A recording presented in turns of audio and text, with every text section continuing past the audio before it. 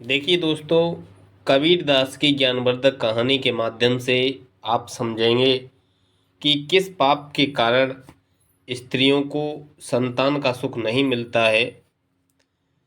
तो देखिए, एक दिन की बात है। सतगुरु कबीर साहेब काशी के पंचगंगा घाट पर बैठे हुए थे। उनके चारों ओर भक्तों की भीड़ थी। कोई उनसे ज्ञान की बातें पूछता, कोई भव सागर से पार उतरने के लिए उपाय पूछता।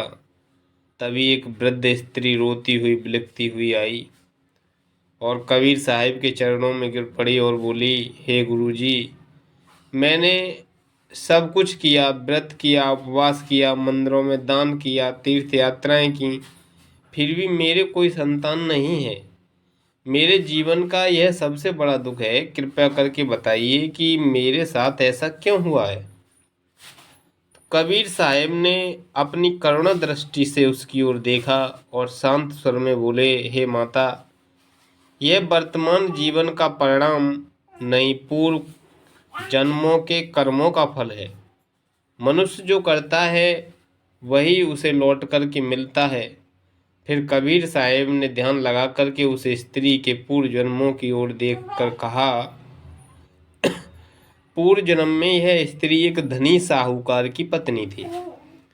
वह रूपवती थी, धन दौलत की कोई कमी नहीं थी, मगर मन में करुणा का भाव नहीं था।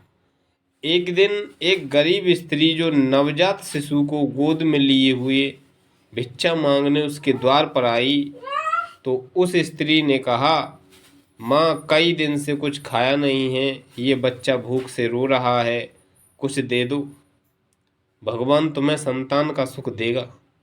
लेकिन साहूकार की पत्नी हंसते हुए बोली, भिखारिन, भगवान ने संतान का सुख मांगने आई है, या मुझसे जाके मेरे दरवाजे से दूर हट जा, वरना तेरे बच्चे को भूखा ही मार दूंगी।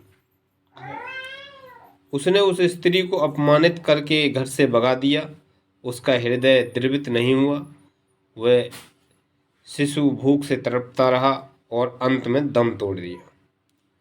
कबीर साहब बोले, हे माता, उसी पाप का फल है कि इस जन्म में तूने बार बार कोशिश की, लेकिन तुझे संतान का मुख देखना नहीं पड़ा। स्त्री जब पराई स्त्री और बच्चे के प्रति दया नहीं रखती है, तब भविष्य में वह खुद मातृत्व सुख से वंचित हो जाती है। ये संसार एक दर्पण है। जो भाव तू दूसरों को देती है वही तक लौट करके आता है। तो जैसा बीज बोओगे तैसा फल पाओगे। करुणा रहित हृदय से जन्म जन्म पछताओगे।